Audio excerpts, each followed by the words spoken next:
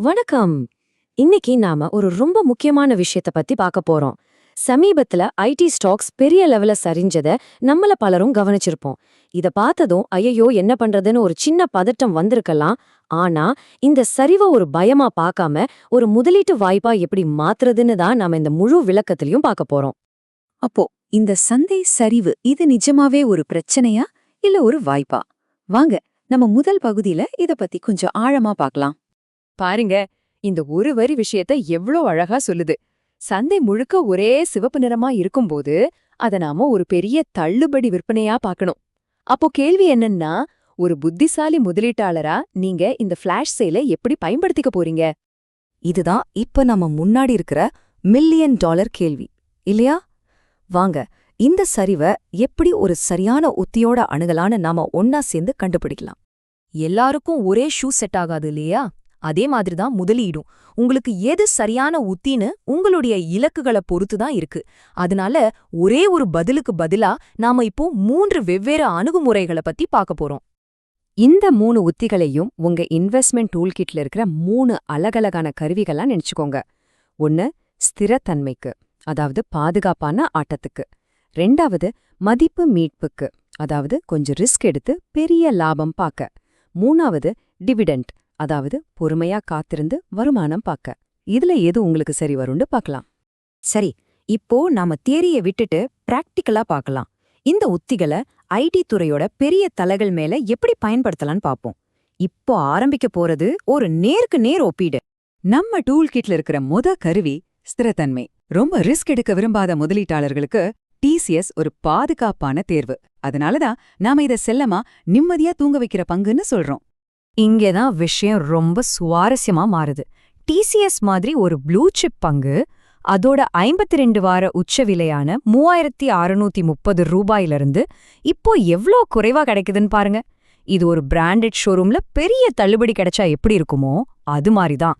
அப்போ டிசிஎஸ் எது இவ்ளோ உறுதியான ஒரு பாறை மாதிரி மாத்துது?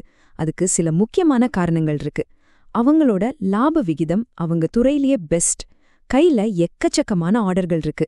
அது மட்டும் இல்லாம சந்தை சரிவிலிருந்து ரொம்ப வேகமா மீண்டு வந்த வரலாறு அவங்களுக்கு இருக்கு. இதெல்லாம் தான் டிசிஎஸ் ஒரு தங்க தரமா மாத்துது. ஓகே, நம்மளோட 2வது உத்திக்கு வருவோம். மதிப்பு மீட்பு. இது கொஞ்சம் ரிஸ்க் எடுக்க தயாரா இருக்கிறவங்களுக்கு. இப்போ இன்ஃபோசிஸ் பங்கு ஒரு கிளாசிக் பை த ஃபியர் சூழ்நிலையில் இருக்கு. அதாவது மத்தவங்க பயப்படும்போது நாம வாங்கணும். அந்த பயத்துக்கு பின்னாடி என்ன இருக்குன்னு பார்க்கலாம். இந்த சார்ட்ட பாருங்களேன், இதுவே எல்லாத்தையும் சொல்லிடும். இன்ஃபோசிஸ் அதோட 52 வாரங்கள்ல இல்லாத அளவுக்கு குறைமான விலையில வர்த்தகமாயிட்டு இருக்கு. இந்த மாதிரி ஒரு பெரிய சரிவு ரிஸ்க் எடுக்க தயாரா இருக்கிற முதலீட்டாளர்களுக்கு ஒரு பெரிய வாய்ப்பா அமையலாம். இந்த சரிவுக்கு காரணம் என்னன்னா, அடுத்த காலாண்டு கொஞ்சம் மந்தமா இருக்கும்னு அவங்க சொன்னதுதான். இது சந்தையில ஒரு சின்ன பயத்தை உண்டாக்கிடுச்சு. ஆனா அந்த பயத்துக்கு அந்த பக்கம் பாத்தீங்கன்னா, அவங்களோட மொத்த ஒப்பந்த மதிப்பு ரொம்ப வலுவா இருக்கு. அதை விட முக்கியம் ஏஐ, அதாவது செயற்கை நுண்ணறிவு உலகத்தை ஆளப்போகுதுன்னு சொல்றாங்க இல்லையா? அந்த டிஜிட்டல் மாற்றத்துக்கு இன்ஃபோசிஸ் முழுமையா தயாராக்கிட்டு இருக்கு. இது ஒரு பெரிய பிளஸ் பாயிண்ட். சரி, நம்ம டூல் கிட்ல இருக்கிற 3வது மற்றும் கடைசி கருவி வருமானம். பங்கு விலை ஏறுற வரைக்கும் காத்துக்கிட்டே இருக்காம அது வரைக்கும் ஒரு வருமானம் வேணும்னு நினைக்கிறவங்களுக்கு HCL டெக் ஒரு சூப்பர் சாய்ஸ். இது ஒரு டிவிடெண்ட் மெஷின்னே சொல்லலாம். இந்த 5% டிவிடெண்ட் ஈவு அப்படிங்கிறது சும்மா இல்ல. இதை இன்னும் தெளிவா சொல்லணும்னா, இப்போதைய நிலவரத்துல பெரும்பாலான பேங்க் சேவிங்ஸ் அக்கவுண்ட்டை விட இது அதிகம். அதாவது பங்கு விலை அப்படியே இருந்தாலும் உங்களுக்கு வருஷா வருஷம் ஒரு நல்ல வருமானம் வந்துகிட்டே இருக்கும். ஓகே, இந்த டேபிள் நாம இதுவரைக்கும் பேசின எல்லாத்தையும் ஒரே இடத்துல காட்டுது பாருங்க. டிசிஎஸோட ஸ்திரத்தன்மை, இன்ஃபோசிஸோட மீண்டு வரும் வாய்ப்பு, HCL டெக்கோட டிவிடெண்ட் வருமானம், அப்புறம் விப்ரோ இது கொஞ்சம் குறைஞ்ச விலையில கிடைக்கிற ஒரு ஆப்ஷன். இதுல ஒவ்வொன்றும் ஒவ்வொரு விதமான முதலீட்டாளருக்கு பொருந்தும். சரி, நாம இப்போ ஒவ்வொரு பங்கையும் தனித்தனியா அலசிட்டோம். அடுத்து ரொம்ப முக்கியமானது, இந்த தகவல்களை வச்சு நீங்க உண்மையிலே அடுத்து என்ன செய்யணும்? வாங்க இப்போ செயல் திட்டத்துக்குள்ள போகலாம். இத ஒரு சீசா விளையாட்டு மாதிரி யோசிச்சு பாருங்க. ஒரு நல்ல கம்பெனியோட பங்கு விலை தற்காலிகமா கீழே போகும்போது உங்களுக்கு கிடைக்க போற ரிவார்டுக்கான பக்கம் மேல போகுது, அதே சமயம் ரிஸ்க்குக்கான பக்கம் கீழே வருது. இன்ஃபோசிஸ் மற்றும் HCL டெக் விஷயத்துல இப்போ சரியா இதுதான் நடந்துட்டு இருக்கு. இந்த மாதிரி சமயத்துல தான் எஸ்ஐபி, அதாவது சிஸ்டமேட்டிக் இன்வெஸ்ட்மெண்ட் பிளான் நமக்கு ரொம்ப கை கொடுக்கும். உதாரணத்துக்கு நீங்க மாசம் 1000 ரூபாய் முதலீடு செய்றீங்கன்னு வச்சுக்குவோம். இந்த மாசம் ஒரு பங்கோட விலை 100 ரூபாயா இருந்தா உங்களுக்கு 10 பங்குகள் கிடைக்கும். அடுத்த மாசம் விலை 80 ரூபாய்க்கு குறைந்தா அதே 1000 ரூபாய்க்கு உங்களுக்கு 12.5 பங்குகள் கிடைக்கும். இப்படி செய்யும்போது உங்க சராசரி வாங்கும் விலை குறையும், ரிஸ்க்கும் குறையும்.